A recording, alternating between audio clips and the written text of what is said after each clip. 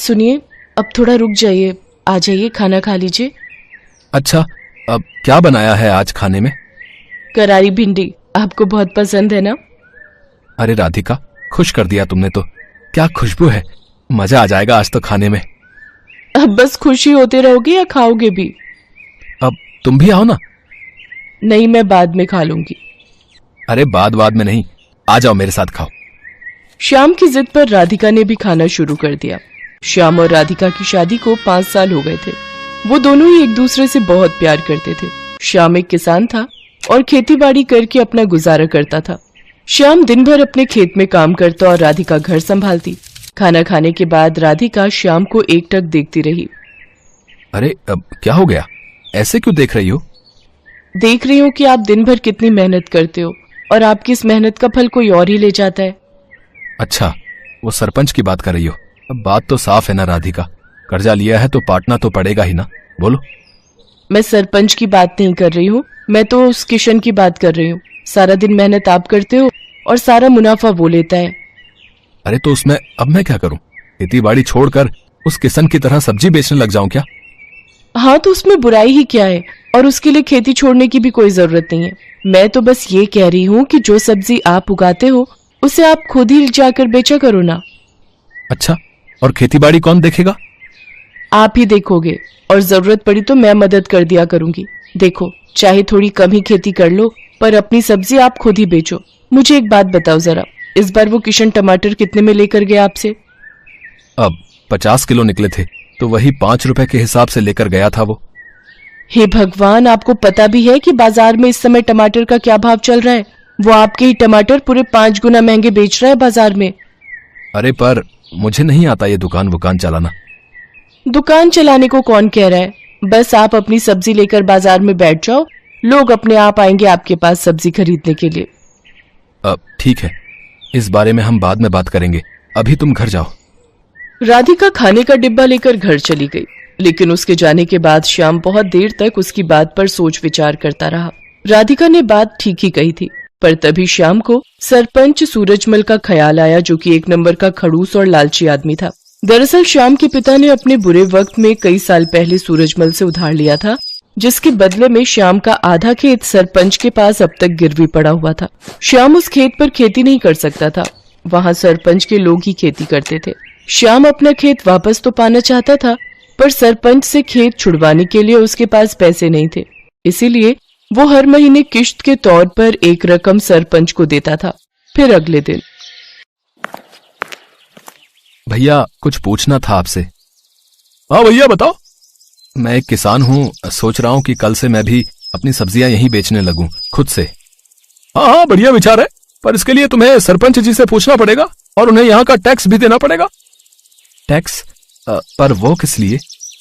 अरे ये जो तुम पूरा चबूतरा देख रहे हो ना, जिस पर सब लोग सामान बेच रहे हैं, असल में ये सरपंच के खेत पर बना हुआ है, और ये चबूतरा भी उसी ने बनवाया है। हमारी मजबूरी है, इसीलिए हम सबको यहीं बैठना पड़ता है। रोज के 50 रुपए देने पड़ते हैं उस सरपंच को, और अगर ये पैसे नहीं दिए तो उसके लठैत आकर मारपीट पर उतारू हो जाते हैं। अरे ये तो बड़ी नाइंसाफी है भैया। है तो सही, पर क्या कर सकते हैं, अब जो है मैंने तुम्हें बता दिया। श्याम मुरझाया हुआ चेहरा लेकर अपने घर चला आया। उसने राधिका को सारी बात बता दी। राधिका ने कुछ देर अपना दिमाग लड़ाया और फिर, सुनो, मेरे पास एक तरीका है। अब क्या? बोलो तो। हमारे गांव के सबसे नजदीक का गांव है बिशनपुरा। आप वहां जाकर भी तो अपनी सब्जियां बेच सकते हो। वहां ये सब चक्कर नहीं है। मेरी एक सहेली रहती है वहां, उसका पति गोलगप्पे का ठेला लगाता है, उसे तो कोई टैक्स नहीं देना पड़ता। अच्छा, अगर ऐसा है तब तो ये सही रहेगा, लेकिन एक समस्या है, बिशनपुरा तक जाने के लिए कोई सड़क नहीं है, तो मैं रोज वहां जाऊंगा कैसे? सड़क नहीं है पर नदी तो है ना। देखो, जिस जिस नदी के किनारे हमारे गांव बसा है, बिशनपुरा भी तो उसी नदी के दूसरे छोर पर बसा है। अब बस आपको एक नाव बनानी पड़ेगी वहां तक जाने के लिए, उसे चलाने में भी कोई खर्चा नहीं। श्याम को राधिका की बात भा गई। अगले ही दिन श्याम ने अपनी जमा पूंजी से मोटी रकम खर्च कर गांव के बढ़ई से एक बढ़िया नाव बनवा ली, और फिर वो उस नाव को नदी में लेकर गया। उस दिन राधिका और श्याम बहुत देर तक नाव में नदी की सैर करते रहे। श्याम नाव चलाकर उसे बिशनपुरा तक घुमा लाया। राधिका ने देखा कि वहाँ राशन वगैरह की दुकानें तो थी, पर सब्जी की दुकानें बहुत ही कम थी, और ये देखकर श्याम और राधिका की अच्छी कमाई की उम्मीद और बढ़ गई। अगले दिन से ही श्याम अपनी नाव से सब्जियां लेकर बिशनपुरा जाने लगा। वो वहाँ जाता और सब्जी बेचता। बिशनपुरा के लोगों को भी उसकी सब्जियां पसंद आई, क्योंकि सीधे खेत से लाने की वजह से वो सब्जियां बहुत ताजी रहती थी। साथ ही श्याम सब्जियों के वाजिब दाम ही लेता था। तो इस तरह राधिका और श्याम के दिन बहुरने लगे। फिर कुछ दिनों के बाद राम राम सरपंच जी। आ गया तू शामू? जी मालिक। सुना है आजकल बड़े नोट छाप रहा है। कहाँ सरपंच जी, बस 2 पैसे बच जाते हैं। मालिक, ये इस महीने की किस्त है। मैं चलता हूँ, मुझे थोड़ी जल्दी है। अरे रुक तो सही, कहाँ की जल्दी है? वैसे दिमाग तो खूब लगाया तूने, टैक्स नहीं दिया। चल कोई बात नहीं, पर अपना उधार तो चुका भाई, जो तेरे बाप ने मुझसे लिया था। अब चुका तो रहा हूँ सरपंच जी, हर महीने किस्त देकर जाता तो हूँ आपको। देख, अब बहुत हुआ। या तो तू मेरे पूरे पैसे एक साथ लौटा, वरना अपना खेत मेरे नाम कर दे, समझा? पर सरपंच जी। परवर कुछ नहीं, 3 दिन का वक्त दिया है तुझे। जा जाकर पैसों का इंतजाम कर, वरना अपना खेत भूल जा, समझा? असल में सूरजमल श्याम से चिढ़ गया था। उसे इस बात से तकलीफ थी कि श्याम उसके बाजार में सब्जी क्यों नहीं बेच रहा है, इसीलिए अब वो उसे परेशान कर रहा था। उधर श्याम को जब कोई उपाय नहीं सूझा तो उसने तय कर लिया कि वो आधा गिरवी रखा खेत सरपंच के नाम ही कर देगा। अगले दिन बहुत भारी मन से श्याम सरपंच के पास पहुंचा। हाँ बता, फिर क्या सोचा तूने? सरपंच जी, इतनी बड़ी रकम तो मैं चुका नहीं पाऊंगा, आप मुझे ले चलिए कचहरी। मैं जमीन आपके नाम ही कर दूंगा। वैसे उधार निकाल कर उसमें से कुछ पैसे बचेंगे क्या? क्यों, बस उधार ही चुकाएगा क्या?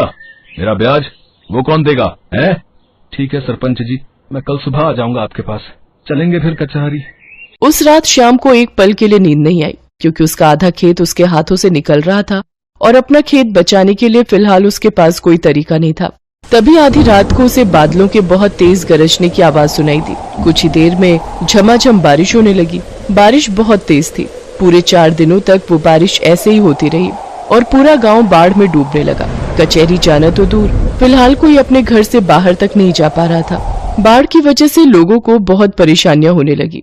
किसी के घर में पीने का पानी नहीं बचा था, तो किसी के घर में अनाज खत्म हो गया। ऐसे में श्याम ही वो इंसान था जिसने सबकी मदद करने के बारे में सोचा। वो अपनी नाव की मदद से सबकी जरूरत का सामान उन तक पहुंचा रहा था। हर कोई श्याम की तारीफ कर रहा था। और फिर अजी, सुनते हो?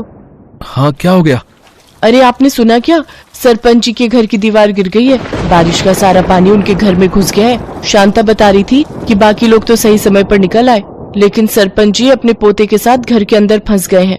अरे तो मुझे जाना चाहिए, फौरन जाना चाहिए। इतना कहकर श्याम ने तेजी से अपनी नाव चलाई। उसने जाकर देखा तो वाकई सरपंच अपने पोते को कंधे पर बिठाए पानी में डूबा खड़ा था। वो चिल्ला चिल्ला कर मदद मांग रहा था। बाढ़ का पानी उसके गले तक आ रहा था, लेकिन श्याम फौरन अपनी नाव लेकर सरपंच के नजदीक गया और सरपंच और उनके पोते को अपनी नाव पर बिठाकर बाहर निकाल लाया। पूरे 3 दिनों तक सरपंच और उसका पोता श्याम के घर की छत पर रहे। जब पानी का स्तर कुछ कम हुआ तो श्याम ने सरपंच से कहा, सरपंच जी, अब रास्ते खुल गए हैं तो कचहरी चलें। बस करो श्याम, मेरी आंखें खुल गई हैं भाई। मैंने तुम्हें और तुम्हारे बाबा को बहुत परेशान किया, पर फिर भी तुमने मेरी और मेरे पोते की जान बचाई। मुझे माफ कर दो। और रही बात उस खेत की, तो वो हमेशा से तुम्हारा था और आगे भी तुम्हारा ही रहेगा। और हाँ, एक बात और, तुम्हें अब गांव में जहां और जैसे सब्जी बेचनी है तुम बेच सकते हो, वो भी बिना किसी टैक्स के। सरपंच की बात सुनकर श्याम और राधिका खुशी से मुस्कुराने लगे। बारिश थम गई थी, लेकिन उसने सूरजमल के मन पर चढ़े मैल को हमेशा हमेशा के लिए धो दिया था।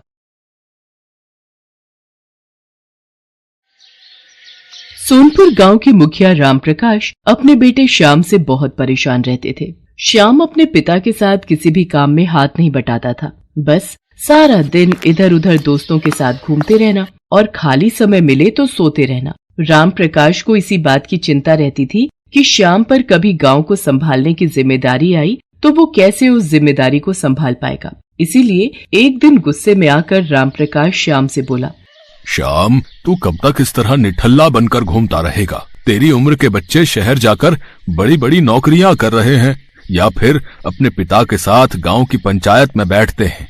पर तुझे मैं कह कह कर थक गया, तू भी कुछ काम कर लिया कर। पर तेरे तो कान में जूं तक नहीं रेंगती। मैंने फैसला किया है, अब तुम गांव में तभी आओगे जब कुछ काम धंधा सीख जाओगे। अरे कैसी बातें कर रहे हो? अकेला लड़का कहाँ कहाँ भटकेगा। माँ, मुझे नहीं जाना कहीं भी। मैं पतंग उड़ाने बबलू के घर जा रहा हूँ। खबरदार जो पतंग उड़ाने गए, मैंने कह दिया सो कह दिया। अब तुम कल सुबह काम की तलाश में जाओगे और कोई काम सीख कर ही लौटोगे। राम प्रकाश ने जबरदस्ती श्याम को काम ढूंढने भेज दिया ताकि वो एक जिम्मेदार इंसान बनकर आ सके। श्याम काम की तलाश में निकल तो पड़ा, पर उसका मन बिल्कुल नहीं था। चलते चलते श्याम एक जंगल में पहुंचा।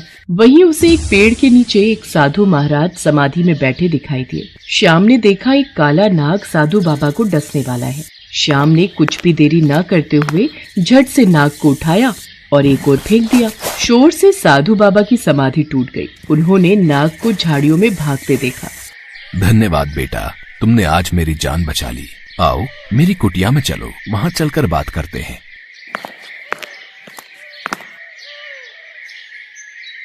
बाबा, आपकी कुटिया तो बहुत सुंदर है। ये तो बांस से बनी हुई है।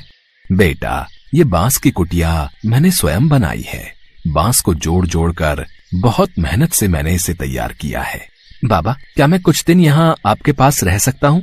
हाँ हाँ बेटा, बिल्कुल रह सकते हो। श्याम उन साधु बाबा के साथ ही रहने लगा। वो साधु बाबा की बहुत सेवा करता था। वहाँ पर श्याम ने बांस से घर बनाना सीखा। एक दिन साधु बाबा श्याम से बोले, श्याम बेटा, अब मुझे यहाँ से दूसरे स्थान पर जाना है। अब तुम्हारा भी अपने गांव लौटने का निश्चित समय आ गया है। पर बाबा, मुझे तो मेरे पिताजी ने कहा था जब तक मैं कोई काम धंधा नहीं ढूंढ लेता तब तक मैं गांव वापस नहीं जा सकता। काम तो तुमने सीख लिया बेटा।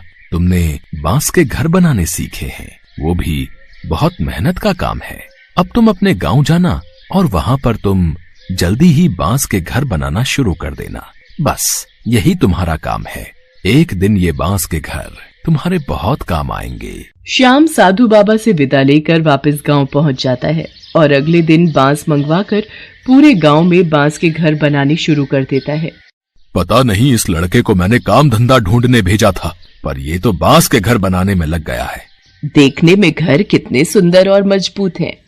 पर ये घर किस काम के? यहाँ कौन रहेगा? गांव में सबके अपने अपने घर, अपनी जमीन जायदाद है और ये फिजूल की मेहनत कर रहा है। श्याम कुछ ही दिनों में पूरे गांव में जगह जगह बांस के घर बना लेता है। मॉनसून आ चुका था और सोनपुर गांव में कई दिनों से मूसलाधार बारिश हो रही थी। एक शाम पानी का बहाव तेज हो गया, जिससे सोनपुर गांव के पास वाली नदी में पानी का स्तर ऊपर तक आ गया, जिस कारण सोनपुर गांव बाढ़ की चपेट में आ गया। सोनपुर के साथ साथ आसपास के बहुत से गाँव बाढ़ में डूब रहे थे। सोनपुर गाँव के लोग हाहाकार मचाने लगे। तभी उन्हें गाँव में बने बांस के घर दिखाई दिए, जो काफी ऊंचे बने हुए थे और उन बांस के घरों की छत तक बाढ़ का पानी नहीं पहुंच रहा था। पूरे गांव ने बाढ़ से बचने के लिए श्याम के द्वारा बनाए गए बांस के घरों में शरण ली। राम प्रकाश भी अपने बेटे श्याम और अपनी पत्नी के साथ उसी बांस के घर में शरण लेता है। बाबू, मुझे साधु बाबा ने बोला था कि वक्त आने पर ये बांस के घर बहुत काम आएंगे और आज हमारा पूरा गाँव बाढ़ की चपेट में आ गया है। गाँव में एक एक घर बाढ़ में डूब गया है, पर ये बांस के बने घर नहीं डूबे। हमारा पूरा गांव सुरक्षित है। हाँ श्याम बेटा, तूने तो सचमुच अपने गांव के लिए जो किया है वो मैं भी नहीं कर सकता। मुझे तुझ पर गर्व है मेरे बच्चे।